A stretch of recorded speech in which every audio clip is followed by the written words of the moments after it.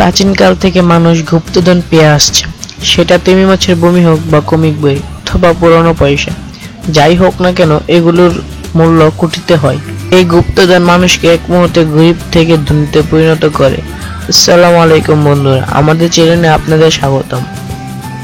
আজকের ভিডিওতে আমি আপনাদের জানাবো সেরা 5টি গুপ্তধন যা মানুষ হঠাৎ পেয়েছিল আর তাদের জীবন নিমিষে বদলে গিয়েছিল।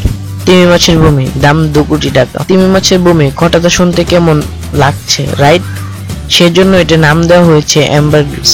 আর এটার এমন বিশেষ নাম দেওয়ার কারণ হলো এটা তৈরি হতে সমুদ্রের পৃষ্ঠে কয়েক বছর সময় লাগে। বড় দাঁতওয়ালা তিমি যখন বমি করে তখন তা সমুদ্রের পৃষ্ঠে ভাসতে থাকে, কারণ জলের তুলনায় এর ঘনত্ব কম হয়। তারপর সূর্যের উদয়, বেগুনি রশ্মি ও জলের লবণতার কারণে এটা একটা রূপ নিতে থাকে, আবার কখনো কখনো সমুদ্র উপকূলে ভেসে চলে আসে। এই জিনিস খুবই দুর্লভ ও দামি হয়ে থাকে। অ্যাম্বারগ্রিস খুবই দামি পারফিউমে বানানোর সময় ব্যবহার করা হয়, এর ফলে গন্ধ অনেকক্ষণ থাকে। এর 1 গ্রামের দাম প্রায় 1400 টাকা। এত দামি হওয়ার কারণে একে ভাসমান সোনাও বলা হয়। একবার এক অস্ট্রেলিয়ান দম্পতি লিওন রাইট ও তার স্ত্রী লরলি রাইট সমুদ্র উপকূলে ভ্রমণ করছিল।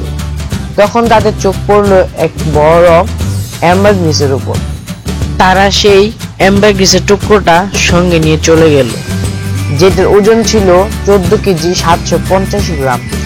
এটার দাম দাঁড়ায় 2 কোটি টাকা। তিমি মাছের বমি বিক্রি করে আজ তারা কোটিপতি। Third imperial egg.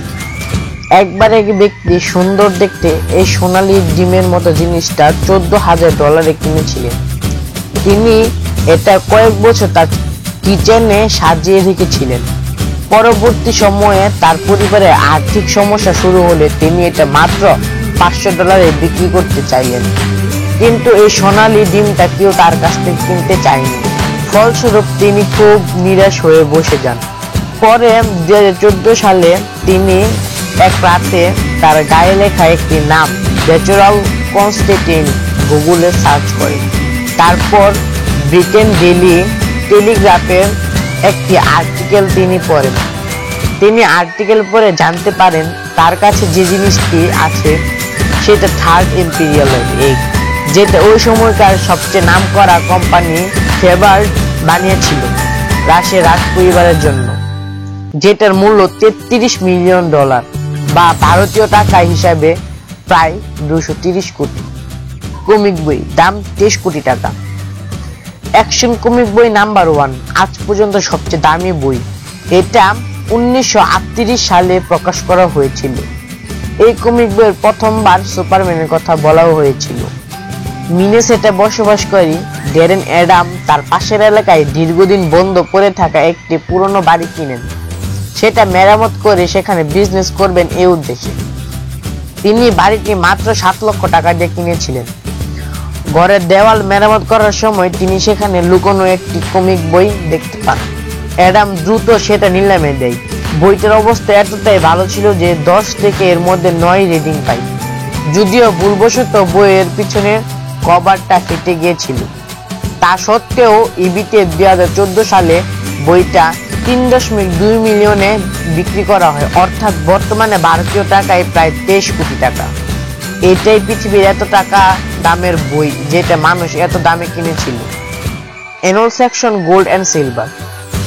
Metal detector স্টেরি হারবার ইংল্যান্ডের একটি গ্রামে মেটাল ডিটেক্টরের কাজ করছিলেন।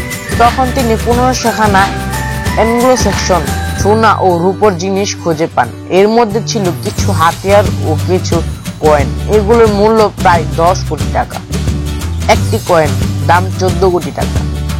রাস্তা দিয়ে হাঁটার সময় যদি আপনি পুরনো একটি কয়েন পান তবে বেশ আনন্দিত হবেন, রাইট? ঠিক সেরকমই লরেন্স নামক একটি ছেলে বাড়ির মধ্যে হঠাৎ একটি পুরনো কয়েন ভর্তি একটা বাক্স পান। কয়েনগুলো তার বাবার সংরক্ষণে ছিল।